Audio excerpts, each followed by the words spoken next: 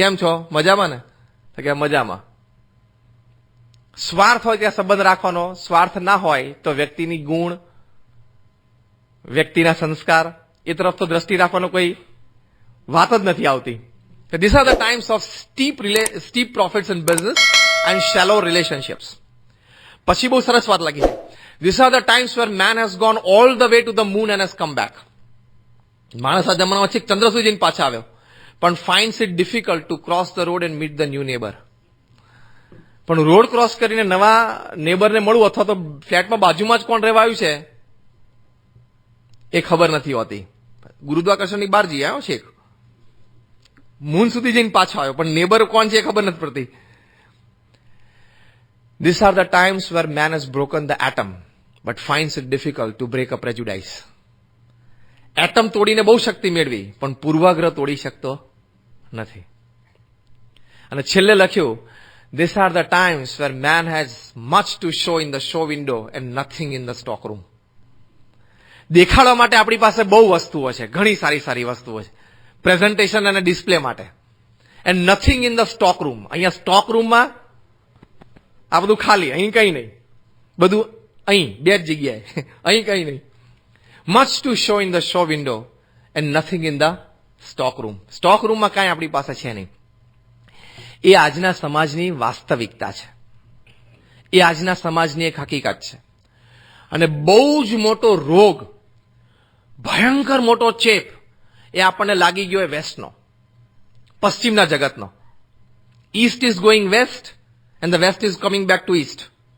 Mark ટ્વેને લખ્યું, the twain shall never meet. બે ક્યારેય ભેગા નહીં થાય. આપણે બધું જ વેસ્ટર્ન જોઈએ છે. See I am not against the west. પશ્ચિમની પાસેથી આપણે ઘણી બધી સારી વસ્તુઓ લેવાની છે, specially science and technology, specially health and hygiene. અને આપણે એમને ફેમિલી વેલ્યુઝ, પર્સનલ વેલ્યુઝ આપણે શીખવાડવાના છે. એટલે ત્યાંથી સાયન્સ લેવાનું અને આપણા સંસ્કાર એનું કોમ્બિનેશન કરવાનું. એમને આપણી ગરજ છે અને આપણને એમની ગરજ છે, બે 50-50 છે. તો ત્યાંથી સાયન્સ ને ટેકનોલોજી લેવાની, હેલ્થ, હાઇજીન અને મેનર્સ લેવાના, અને આપણે એને personal life, purity, family life એ શીખવાડવાનું, મા બાપની સેવા એ શીખવાડવાનું. એ બંનેનું ફ્યુઝન છે ને આપણી લાઈફ આઈડિયલ બનાવી શકે.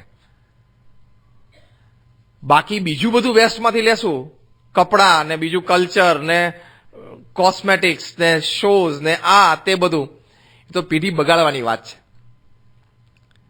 એ તો કુસંસ્કારિત કરવાની વાત છે. એટલે ત્યાંની સોશિયલ સિસ્ટમ આપણને અનુકૂળ નથી, એ સ્પષ્ટ સમજી જ લેવાનું. થોડા મહિના પહેલા I was talking at Taj Lands, એક સેમિનારમાં હતો. એમાં જેન્ટલમેન એમને હી રેઝ્ડ હિઝ હેન્ડ, મને કે Swami, do you believe in the institute of marriage? કારણ કે અત્યારે પાછો આ એક પ્રશ્ન બધા સેલિબ્રિટીને પૂછવાનો, કોઈ પણ સેલિબ્રિટીનો તમે ઇન્ટરવ્યુ જોશો ને તો એક પ્રશ્ન આ પૂછશે કે તમે લગ્ન સંસ્થામાં માનો છો, ઇન્સ્ટિટ્યૂટ ઓફ મેરેજમાં માનો છો? કારણ કે લિવ ઇન રિલેશનશીપનો જમાનો આવી ગયો. એટલે મેં કહ્યું, before I answer your question, let me question you. હું તને એક પ્રશ્ન પૂછું. મેં કહ્યું, do you believe in the etiquettes of office? Office એટિકેટમાં તું માને છે? તો કે એટલે શું? મેં કહ્યું, ટ્રેક સૂટ પહેરીને બોર્ડ મિટિંગમાં જવાય? તો કે ના જવાય. કે પછી તું ઓફિસમાં ગયો તો કલીગ્સને સવારે ગુડ મોર્નિંગ, હાય હેલો, પછી બોસ આવે તો હાય, જે કંઈ કરતો હોય દેટ ઇઝ મેનર્સ. એ એટિકેટ્સમાં માને છે? તો કે હા. ડ્રેસિંગ એટિકેટ્સમાં માને છે? તો કે હા. જીમના એટિકેટ્સમાં માને છે? તો કે હા. એવું તું ઓફિસ એટિકેટ્સમાં માને છે, જીમના એટિકેટ્સમાં માને છે, ડ્રેસના એટિકેટ્સમાં માને છે, તો મેરેજ એટિકેટ્સમાં માન ને. તને વાંધો શું છે? એજ્યુકેશન ઇન્સ્ટિટ્યૂટના એટિકેટ્સમાં માનીએ છીએ. કાલ સવારે તું એવો પ્રશ્ન પૂછીશ કે do you believe in the institute of education? કોઈ સારી સંસ્થામાં જઈને ત્યાં ભણીએ અને સારા ઇન્સ્ટિટ્યૂટમાંથી ગ્રેજ્યુએશન કરીએ તો જ કિંમત છે હું ઘરે બેસીને ભણીશ. That is not possible. એક ઇન્સ્ટિટ્યૂટ, પ્રોફેસર્સ, એક સિસ્ટમ એ જોઈએ તો ખરી ને.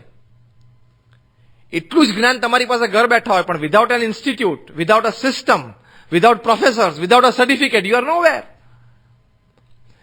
એમ institute of education, institute of office, institute of etiquettes, એમાં આપણે માનીએ છીએ તો ઇન્સ્ટિટ્યૂટ ઓફ મેરેજમાં વાંધો શું છે? અને પછી બીજું કીધું, નેવર ક્વેશ્ચન ધ બેઝિક્સ.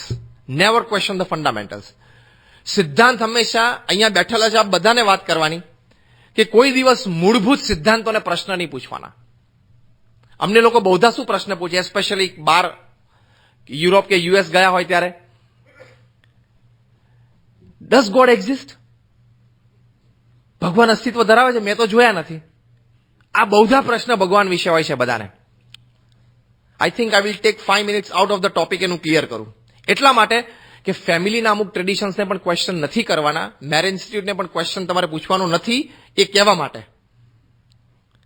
અમુક ફંડામેન્ટલ્સ, અમુક ટ્રેડિશન્સ, અમુક પ્રિન્સિપલ્સ, સિદ્ધાંતોને કોઈ દિવસ પ્રશ્ન નહીં પૂછવાના. પ્રશ્ન હંમેશા પ્રોસેસને પૂછવાના કે આ પ્રોસેસના બદલે આપણે આ પ્રોસેસ એપ્લાય કરીએ તો વધારે લાભ થાય કે નહીં. પ્રોસેસને પ્રશ્ન પૂછવાના, પ્રિન્સિપલ્સને નહીં પૂછવાના.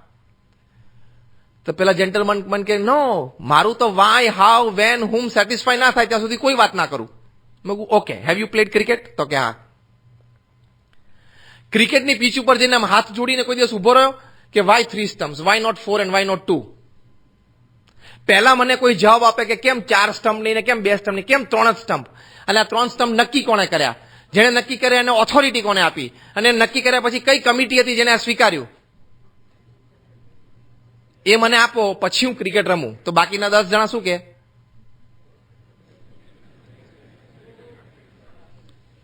બાકીના 10 જણા શું કે? ભાઈ તું out. If you want to enjoy the game, don't ask any question to the rules of the game. વાહ, સાચી કે ખોટું? તમારે ચેસ એન્જોય કરવું એટલે સ્વીકારી લેવાનું કે ભાઈ હાથી સીધો ચાલે. તમે એમ કહો કે ના, મારો હાથી તો આડો ચાલશે, થાય કર લે, તો શું થાય? તો પેલો શું કે તો આપણે રમીશું? તો મજા નહીં આવે રમવાની. In short, if you want to enjoy, don't ask question to fundamentals. એ જ પ્રિન્સિપલ લાઈફને એપ્લાય થાય છે. તમારે લાઈફમાં પણ આનંદ મેળવવો હોય ને તો પ્રિન્સિપલ્સને ક્વેશ્ચન નહીં પૂછવાનો, ફંડામેન્ટલ. કેમ મેરેજ? ભાઈ કરી જ લેવાના, એમાં પ્રશ્ન નહીં કરવાનો. એ ઋષિ મુનિએ બહુ સિસ્ટમ ગોઠવી છે વર્ષોથી, એ સિસ્ટમને ક્વેશ્ચન નહીં પૂછવાનો. એટલે ફંડામેન્ટલ્સ અને એને તમે પ્રશ્ન પૂછવા માંડો, સિદ્ધાંતો અને ફંડામેન્ટલ્સને, તો કોઈ વાત ઉભી જ ના રહે. એનો કોઈ આન્સર છે જ નહીં. એનો કોઈ આન્સર છે જ નહીં. એટલે અમુક ટ્રેડિશન્સ, પ્રિન્સિપલ્સ એ તમારે સ્વીકારી જ લેવાના. એને વાય, હુમ, વાય, વેન, વોટ પ્રશ્ન જ નહીં પૂછવાનો. તો તમને એને એન્જોય કરી શકો.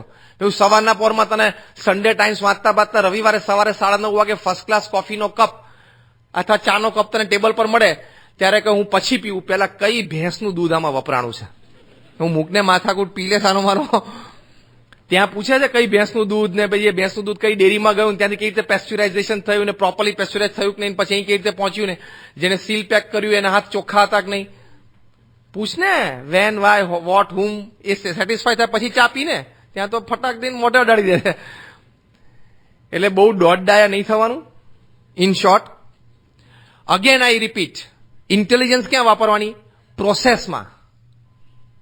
કે તમે પ્રોસેસ કદાચ ચેન્જ કરો, પ્રોસેસને ડાયવર્સિફિકેશન આપો, એને પ્રોપર ચેનલાઇઝ કરો તો તમે મેક્સિમમ એડવાન્ટેજ મેળવી શકો.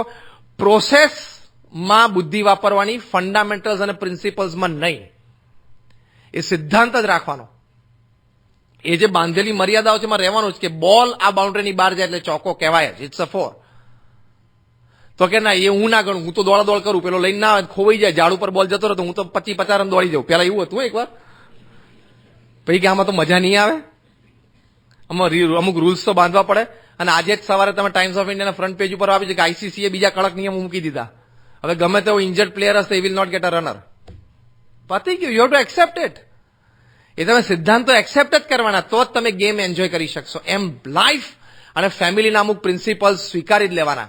પતિ, પત્ની, સંતાનો અને આપણે ત્યાં માતા પિતા એટલે વડીલો, 3 જનરેશન્સ, આપણે સાથે રહીને કૌટુંબિક જીવનનો આનંદ મેળવવાનો છે.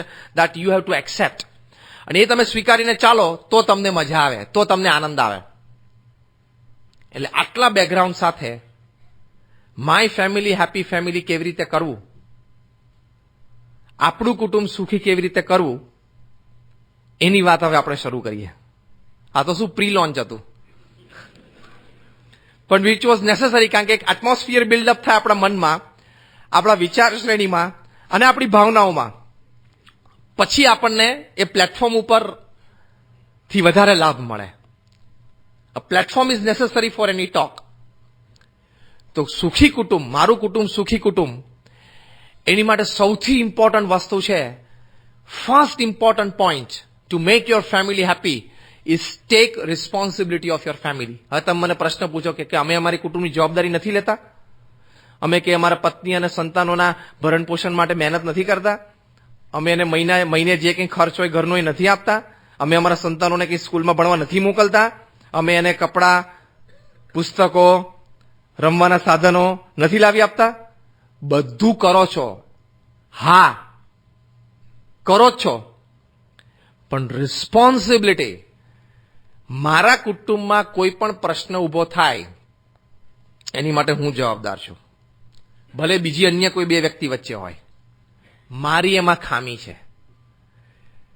પછી સંસ્કારથી દ્રષ્ટિથી માંડીને સમ સુધી કુટુંબમાં કોઈ પણ પ્રશ્ન થાય, take the responsibility on your shoulder. તમારે જઈને ઉભું રહેવું જોઈએ, મારી જવાબદારી છે, આમાં મારો વાંક છે, બોલો હવે શું કરવાનું છે? તો કુટુંબ ભેગું રહી શકે. જો છટકવાનો પ્રયત્ન કરીએ કે ના આમાં તો કઈ મારી જવાબદારી નથી, મેં તો કહી દીધેલું એને, તો you are not the elder of the family. આપણે હક જમાવવો હોય છે, કોઈને ટોકવા હોય છે, પ્રસંગનો અધિકાર લઈ લેવો હોય છે, આખો પ્રસંગ કુટુંબમાં આપણા પ્રમાણે સેલિબ્રેટ કરવો હોય છે, ત્યારે ફર્સ્ટ ક્લાસ રીતે વડીલ બની જઈએ છે. યસ ઓર નો? પણ કુટુંબમાં પ્રશ્ન થાય ત્યારે તો મેં તો એ લોકોને કીધેલું, ભાઈ 5 વખત કીધેલું. ત્યારે વડીલ બનીને પ્રશ્ન સમાધાન ન થાય ત્યાં સુધી કેમ વડીલ તરીકેનો રોલ ના ભજવ્યો? અને I tell you with confidence, every problem has a solution. પૃથ્વી ઉપર કોઈ લોકસ્મિથ એવો નથી કે જે ચાવી વગરનું તાળું બનાવે. દરેક તાળું બને છે એની સાથે એક ચાવી બને છે, અને 3-3, 4-4 બને છે. આપણે એક બે ખોઈ નાખીએ તો. There is no lock made by a locksmith upon this earth which does not have a key. In the same way, there is no problem which does not have a solution. એક પણ પ્રશ્ન એવો જેનો સમાધાન નથી. છે જ. દરેક પ્રશ્નનું સમાધાન છે જ, જેમ દરેક તાળાની ચાવી છે જ.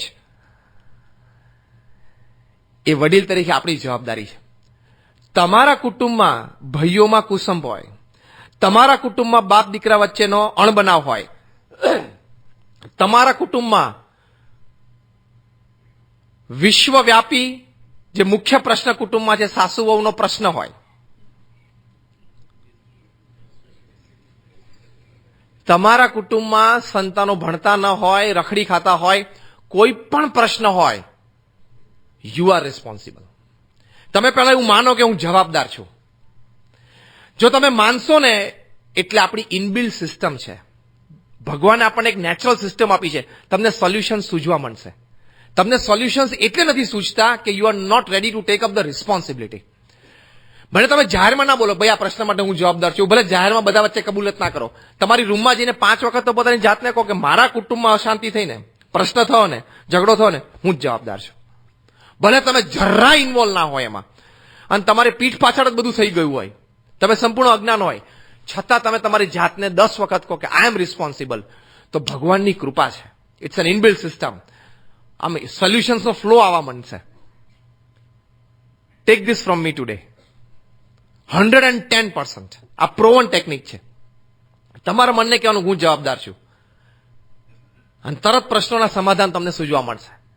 એટલે basic problem first in the family, we are not ready to take a full 100% responsibility of our family. અને નથી લઈ શકતા એટલે જ કુટુંબમાં બધા પ્રશ્નો છે. રીડર્સ ડાયજેસ્ટમાં બહુ વર્ષો પહેલા 1986-87માં મેં એક સ્ટોરી વાંચેલી. એમાં અ યંગ કપલ, એ લોકોને એક ન્યૂબોર્ન બેબી હતું, 4-6 મહિના 6-8 મહિના થયા છે. એટલે એક દિવસ પેલા હસબન્ડ છે, in the evening when he કેમ બેક ફ્રોમ ઓફિસ, એમના પત્ની છે એ પેલા ન્યૂબોર્ન બેબી એટલે 8-10 મહિનાનું હશે, એને શબ્દ શીખવાડતા બોલવાનો, ડેડી, ડેડી, ડે શબ્દ. એટલે પેલા જેન્ટલમેન તો બહુ રાજી થઈ ગયા કે મારી પત્ની તો કેટલી સારી કહેવાય. તો નોર્મલી તો બાળકને પહેલું નામ શું આવડે બોલતા? માં કે મમ્મી કે જે કે ફેમિલીનું ટ્રેડિશન હોય, પહેલું એના મધર સાથે એટેચ હોય ને. તો કે મારી પત્ની તો કેટલી સારી કહેવાય, હજી તો મારું બાળક માં કે મમ્મી શબ્દ નથી શીખ્યો, પહેલા મારું નામ શીખવાડે છે, ડેડી, ડેડી. બહુ રાજી થઈ ગયા. બાળક શીખી ગયો, કારણ કે એની ઉંમર શરૂ થઈ ગઈ હતી બધું શીખવાની, એટલે શીખી ગયું બાળક. રાત્રે એક દિવસ બેડરૂમમાં બધા સાથે સોતા બાળક રડ્યું, અને બાળક રડ્યું એટલે એને શબ્દ તો એક જ આવડતો હતો, એટલે ડેડી બોલવા માંડ્યું. એટલે 2-4 વખત રડ્યું ને અને જોશથી અવાજ કર્યો ને એટલે પેલા હસબન્ડ એના વાઈફને ઉઠાડ્યા. અલે પ્લીઝ ટેક કેર, તું આનું ધ્યાન રાખ, રડે છે તું, ઉઠ. એટલે પેલા વાઈફે પડખું ફેરવીને કીધું કે listen carefully, whom is he calling. તમે શાંતિથી સાંભળો, કોને બોલાવે, જેને બોલાવે એને જવાબ આપવાનો. ખબર પડી આ ડેડી શબ્દ શેની માટે શીખવે? પેલાને અડધી રાત્રે ખબર પડી, પેલાને અડધી રાત્રે ખબર પડી કે ભાઈ મારી પત્ની આ ડેડી શબ્દ કેમ પેલા શીખવાડેલો. See, off shouldering your responsibility is not an ideal parent. તમે ઓફ શોલ્ડર કરી નાખો તમારી જવાબદારીઓ, એનો કોઈ અર્થ જ નથી. કેટલા બધા કુટુંબોમાં બગીચામાં ઘાસ મોટું થાય અને કુટુંબમાં ઘરમાં છોકરા મોટા થાય, બે સરખું હોય છે. અઠવાડિયે એક વખત મશીન ફેરવી નાખવાનું, એટલે ઘાસે કપાઈ જાય ને રવિવારે એક વાર છોકરાને બોલી લેવાનો, સોમથી શનિ સ્કૂલે ગયો હતો ને, તો કે આ ભણ્યો છું ને બરોબર, તો કે આ માસ્તરની કોઈ ફરિયાદ નથી ને, તો કે ના. છોકરાઓ જો ઝઘડ્યો નથી ને, તો કે ના. તાર મમ્મીની સામે બોલ્યો નથી ને, ના. સારું જા. પોલીસ સ્ટેશનમાં ઇન્કવાયરી કરતા હોય ને, આમ પોલીસ સ્ટેશન તમે ગયા હોય ને પેલો પીએસઆઈ ઇન્કવાયરી કરતા ને, એવી રીતે રવિવારે સવારે એકવાર ઇન્કવાયરી થાય. એટલે જેમ રવિવારે સવારે એક વખત આપણે ઘાસને મોવ કરીએ, એક વખત મશીન ફેરવે પરદેશમાં ને, રવિવારે સવારે ઘાસ મોવિંગનો સ્પેશિયલ ટાઈમ જ કાઢવાનો, એમ અઠવાડિયે એક વખત છોકરા ઉપર મશીન ફેરવી દે, 5-10 ક્વેશ્ચન પૂછી લે. એમાં એનું ઘડતર પણ ના થાય અને આપણે જવાબદારી લીધી પણ ના કહેવાય. ફૂલ રિસ્પોન્સિબિલિટી. હમણાં થોડા વખત પહેલા સ્વિટ્ઝરલેન્ડમાં એક રિસર્ચ ઓર્ગેનાઇઝેશને એક સર્વે કર્યો. મૂળ એ લોકોનો હેતુ એટલો હતો કે આપણે રાત્રે 9 વાગ્યા પછી, એક સોશિયલ સર્વિસ હતી કે આપણે રાત્રે 9 વાગ્યા પછી રેન્ડમલી ટેલિફોન ડિરેક્ટરીમાંથી ફોન કરવા અને પૂછવું ફેમિલીઝને કે ભાઈ તમારા કુટુંબમાં કોઈ ટીનેજર્સ ખરા, કિશોર વયના દીકરા દીકરી સંતાનો? જો એ ના પાડે તો મૂકી દેવો, ખાલી ઇન્ટ્રોડક્શન આપો કે અમે આ એક સમાજ સંસ્થામાંથી સર્વે માટે ફોન કર્યો છે, અને પીપલ રિસ્પોન્ડ. અને જેમ કે હા અમારે તરુણ વયના સંતાનો અમારા કુટુંબમાં છે, પછી સામે જે પણ વડીલો હોય માતા પિતાને પૂછવું, તો સેકન્ડ ક્વેશ્ચન પૂછવો કે અત્યારે શું કરે છે, ઘરે છે, ભણે છે, ટીવી જોવે છે કે બહાર ગયો છે, ઓપ્શન્સ પૂછવા. પછી ત્રીજો પ્રશ્ન પૂછો, ધારો કે બહાર ગયો હોય તો કેટલા વાગે ગયો છે, કોની સાથે ગયો છે અને ક્યારે પાછો આવવાનો છે, એવો એક ત્રીજો પ્રશ્ન પૂછવો. આવો એક સર્વે એમને કરવો હતો, એક રિપોર્ટ તૈયાર કરવો હતો એક સમાજ સેવા સંસ્થાને. એટલે 10-15 જણા એ સંસ્થાના સ્વયંસેવકો રાત્રે 9 વાગ્યા પછી બેસી ગયા. They started picking up receivers and randomly calling people from telephone directories. એટલે એમાં એ લોકોની ઈચ્છા હતી કે 100 જેટલા કુટુંબમાં આપણે આ સર્વે કરવો. એટલે લગભગ 250-300 ફોન કરવા પડે, એમાંથી 100 કુટુંબમાં રિઝલ્ટ મળે. એટલે 250-300 ફોન કર્યા, 100 કુટુંબ મળી પણ ગયા કે જેમાં તરુણ વયના સંતાનો હતા. સર્વે પછી આખી રિપોર્ટ શીટ પણ તૈયાર થઈ. નેક્સ્ટ ડે એ રિપોર્ટ શીટ એમને એલ્ડર્સને, વડીલોને આપી, એ સમાજ સેવા સંસ્થાના વડીલોને આપી.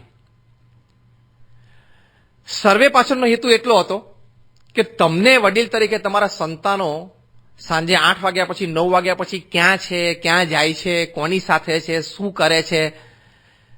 અને હવે તો એક ફેક્ટર ઉમેરવું પડે કે મોબાઈલ ફોન એનો ઓન છે કે નહીં, અને ઓન કરે તો કોની સાથે વાત કરે છે, એમાં પાછું નેટ છે કે નહીં, ચેટિંગ ચાલુ છે કે નહીં. એનો એક સર્વે કરવો હતો એમને. સર્વે શીટ તૈયાર થઈ. It was an અલાર્મિંગ result. પરિણામ શું આવ્યું કે જે 100 કુટુંબો જેમાં તરુણ વયના સંતાનો હતા, એમાંથી લગભગ 85-88 કુટુંબોમાં તરુણોએ ફોન ઉપાડ્યો જેને ખબર નહોતી કે એના મા બાપ ક્યાં છે રાત્રે. સર્વે શેનો કરવાનો હતો? મા બાપને પૂછવાનું હતું કે તમારા તરુણ વયના સંતાનો ક્યાં છે. સર્વે આખો ઊંધો પડી ગયો. ફોન કોને ઉપાડ્યો? ટીનેજર છે બધા. Who did knew where their parents were. પપ્પા ક્યાં છે તો કે ખબર નહીં, મમ્મી ક્યાં છે તો કે ખબર નહીં, ક્યારે ગયા તો કે ખબર નહીં, ક્યારે આવવાનું તો કે ખબર નહીં. હવે આમાં ક્યાં આપણે રિસ્પોન્સિબિલિટી લીધી કહેવાય? તમારા સંતાનો અંડર ધ એજ ઓફ 18 હોય તો you have no right to go outside your home after 9 PM. It is a principle. તમારા સંતાનો 18 વર્ષથી નીચેના વયના હોય તો તમને મા બાપ તરીકે રાત્રે 9 વાગ્યા પછી ઘરથી બહાર જવાનો કોઈ અધિકાર જ નથી. આખા દિવસે સ્કૂલમાં હોય તો સાંજે તમે અડધો પોણો કલાક એની સાથે બેસવાનો ટાઈમ કયો મળવાનો તમને? સાથે જમવાનો ટાઈમ કયો મળવાનો? એને કંઈક અભ્યાસ વિશે પૂછવું હોય, એના મિત્રો વિશે જાણવું હોય, એને કંઈક તમને કહેવું હોય, એ કંઈક આજે સ્કૂલમાં કોલેજમાં સારી વાત નવી વાત, તે ટાઈમ ક્યારે મળશે તમને? અને રિવર્સ કેસ, તરુણ વયના કે અંડર 18 હોય એને તમારે પણ રિસ્ટ્રિક્શન રાખવું જોઈએ. That is your responsibility. એના ટ્યુશનના ટાઈમ્સ હોય તો તમારે એને સેટ કરી આપવા પડે. રાત્રે 9 વાગે એટલે everybody should be inside the house. Do you agree? રાત્રે 9 વાગે એટલે ઘરે આવી જ જવાનું. Your family is your first priority. એનાથી મોટું તમારી માટે જગતમાં કંઈ છે જ નહીં. એ પ્રિન્સિપલ, હવે આ પ્રિન્સિપલને પાછો ક્વેશ્ચન પૂછવાનો, આપણે ક્રિકેટના સ્ટમ્પથી બધું ગોઠવી દીધું છે, એટલે આ પ્રિન્સિપલને પ્રશ્ન નહીં પૂછવાનો. રશિયામાં અત્યારે એક બિલ તૈયાર થયું છે. હમણાં વિન્ટરમાં ડિસેમ્બરમાં એ બિલ ટેબલ થશે. રશિયાની પાર્લામેન્ટને ડ્યુમા કહેવાય, DUMA. ડ્યુમામાં એ બિલ પાસ થવાનું છે. એ બિલ શું છે તો કે આખા રશિયામાં 14 વર્ષથી નાના સંતાનોએ રાત્રે 8:30 વાગ્યા પછી ઘરની બહાર એકલા ન નીકળવું, અને એકલા જોવા મળશે તો ફાઇન અને સજા એના મા બાપને થશે. Russia is passing this bill in December. હવે આ તો આપણા ઋષિમુનિઓની પરંપરા છે, આપણે આ બિલ પાસ થવું જોઈએ. પણ આપણે તો બહુ અપેક્ષા પાછી આપણે વ્હાઇટ હાઉસ અને પાર્લામેન્ટ હાઉસ પાસેથી રાખવાની નથી. They are passing this bill કે 14 વર્ષથી નાના સંતાનો એ રાત્રે 8:30 પછી ઘરની બહાર એકલા વેન્ચર કરવું. શબ્દ શું લખ્યો છે? શેની માટે બિલ પાસ થાય છે? It is harmful for their morals. આવા શબ્દો લખ્યા છે. એમના નૈતિક મૂલ્યો માટે આ જોખમકારી છે. આ શબ્દો એ બિલમાં લખેલા છે. મને તો આ ઇન્ફોર્મેશન એક જગ્યાથી મળી છે, કોન્ક્રીટ ઇન્ફોર્મેશન. પણ મેં કીધું કે મારે એ જ્યારે બિલ પાસ થાય પછી તો પબ્લિક માટે જનરલ ઓપન થાય, I want an original copy. એટલે કોકને આપણે દેખાડી શકીએ so this it is harmful for their morals. એવા શબ્દો લખ્યા છે અંદર. એટલે આ બિલ પાસ થાય છે કે એમના નૈતિક મૂલ્યો માટે જોખમકારી છે. જો આ જવાબદારી લીધી કહેવાય, એમાં આપણે પણ આપણા સંતાનોની જવાબદારી લેવી જોઈએ. તમે એમ કહો કે મારું માનતો નથી, કેટલી વાર એને કીધું તો એ માનતો નથી, તો what are you doing as a parent? એક છોકરો 16 વર્ષની ઉંમરે સિગરેટ પીતો હતો. એના ફાધરે મારી પાસે લઈને આવ્યા. I am talking about 1 month back. તો મને કે સ્વામી 16 વર્ષની ઉંમરે સિગરેટ પીવે છે. હું કેટલી પીવે? તો કે રોજ 5 પીવું છું. પેલો છોકરો પાસે સાદી 5 જ. હું ક્યારથી શરૂઆત કરી? તો કે 2 વર્ષથી. હજી 2 વર્ષથી પેલો બોલે છે, ત્યાં તેના ફાધર બાજુમાં બેઠા બીજી ટપલી મારી કે મને તો 6 મહિનાનું કહેતો હતો. મેં કહું હમણાં ઉભા રહો, કુલ ડાઉન, આપણે શાંતિથી વાત કરીએ. તો કે 2 વર્ષથી. મેં કહું આદત કેવી રીતે પડી ગઈ? તો કે ફ્રેન્ડ સાથે રહીને. પછી ભગવાનનું ઇન્ટ્યુશન. એના ફાધરને મેં પ્રશ્ન પૂછ્યો, મેં કહું તમે સિગરેટ પીવો છો? તો કે હા પીતો હતો પણ મેં છોડી દીધી. મેં કહ્યું તો ડોક્ટરે કંઈક કીધું હશે, વોર્નિંગ આપી હશે એટલે છોડી હશે. કારણ કે સદવિચારથી આ બધી વસ્તુ છૂટે નહીં. આ કોઈ કરંટ આપે ને. એટલે હું તો મારા બધા ડોક્ટર મિત્રોના આવી ડોક્ટર કોન્ફરન્સીસ હોય, નેક્સ્ટ સન્ડે બરોડા મેડિકલ એસોસિએશનમાં 600 ડોક્ટર્સમાં હું વાત કરવાનો છું. આઈ ટેલ માય ડોક્ટર ફ્રેન્ડ્સ કે તમારે જે પણ પેશન્ટ આવે ને એને એકવાર છાતીએ સ્ટેથોસ્કોપ ઉડાડીને કહી દેવાનું કેન્સર હોય એવું લાગે છે. એકવાર તો બોલી જ જવું હિંમત રાખીને. સિગરેટ પીતા લાગો છો, તમાકુ ખાતા લાગો છો, અને હા પાડે ને તો કે આ જોખમ છે, આમ પોઈન્ટ ઉપર આવીને ઊભું છે. કારણ કે 90% પ્રજાત બિચારી ભલે બી જાય, એકવાર બંધ તો કરે. અને એમ કે ના સાહેબ હું તો કઈ કરતો નથી, I have never taken tobacco, I have never smoked. એ જો ના પાડે ને તો કે 1 મિનિટ ઉભો રહે, પછી પાછળ સ્ટેથોસ્કોપ અડાડી જોવાનું કે ના લગભગ નથી, આગળનું પાછળ અડાડી દેવું, એમાં શું ફેર પડે છે. પણ આટલું એકવાર તો એને કરંટ, એક ઝાટકો તો એકવાર આપી જ દેવાનો. આઈ આસ્ક ધ ફાધર, મેં કહ્યું તમે કોઈ દિવસ સિગરેટ પીધી? તો કે હું પેલા પીતો હતો પણ મેં છોડી દીધી. મેં કહ્યું ડોક્ટરે કીધું હશે હા? તો કે હા. મેં કહ્યું હવે તમે અપેક્ષા ના રાખતા કે મોટો થઈને જયારે ડોક્ટર કહે ત્યારે છોડે. પણ મેં કહ્યું let me ask you a very simple question. તો કે શું? મેં કહ્યું તમે કોઈ દિવસ તમારી સિગરેટ લેવા માટે આ છોકરાને પાનના ગલ્લે મોકલ્યો છે? તો આ